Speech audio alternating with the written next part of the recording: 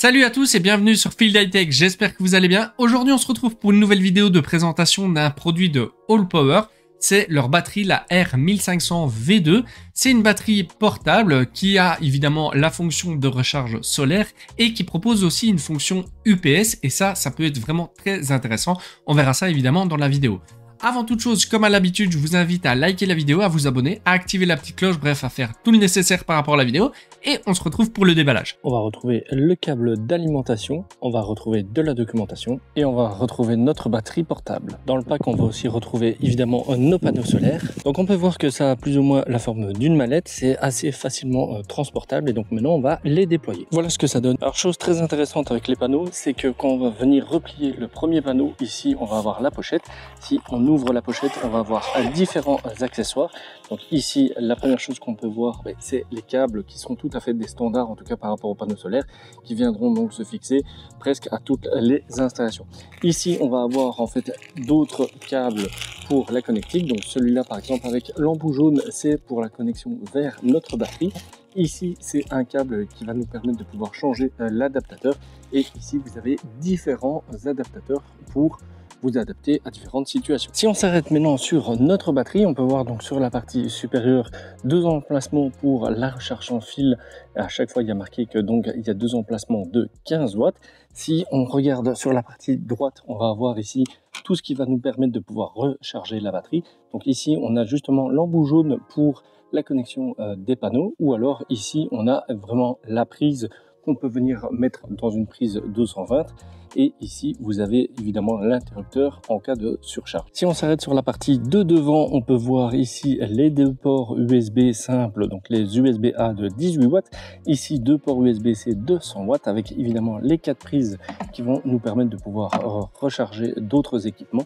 Et ici, on a même une prise pour l'allume-cigare, par exemple. Sur la partie de gauche, on va retrouver ici aussi des connectiques. Ça, c'est pour pouvoir justement les mettre en série si vous avez d'autres batteries Allpower. Alors, on peut voir en tout cas que le produit est vraiment bien fini. Et si je l'allume, on peut voir ici donc la partie écran qui m'indique donc qu'elle est chargée à 66%.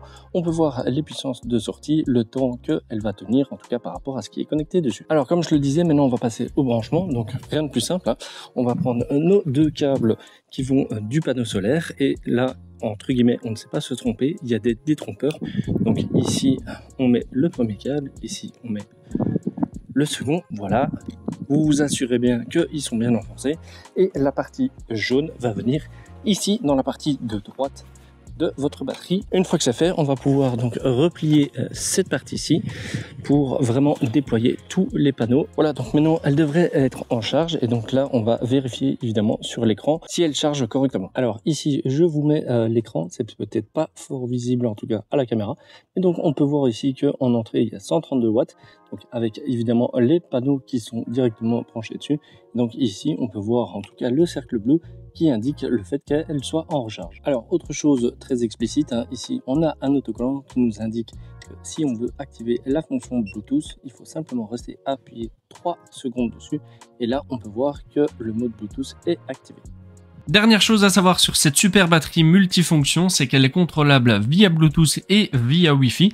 Donc là, vous allez dans l'application Allpower. Une fois que vous êtes connecté dessus, vous pouvez voir ce qui est branché, le courant d'entrée et ainsi de suite. Et donc là, on peut même activer les différentes fonctions, donc à distance. Donc là, j'active les prises, je désactive les prises. Là, j'active les USB ou je désactive les USB et je peux même changer la fréquence. Donc vraiment une batterie au top. Alors ici pour le test, j'ai branché un chargeur batterie sur la première prise. Donc là, on va activer les prises. Normalement, il va s'autoréguler et on va voir le nombre de watts qui sort. Donc on attend un tout petit peu. Voilà, donc là, il y a du changement. Donc là, on devrait être aux alentours des 100 watts et on peut voir le nombre de jours dont la batterie dispose avec évidemment une charge totale. Donc là, on a 10 jours à 96 watts. Donc ça, c'est super.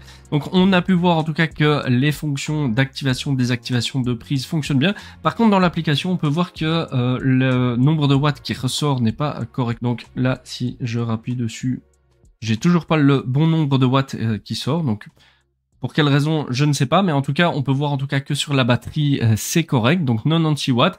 Et maintenant, je vais faire le test d'enlever la prise générale pour voir s'il prend bien en compte l'UPS. Donc là, je viens de retirer la prise générale, donc la prise alimentant notre batterie.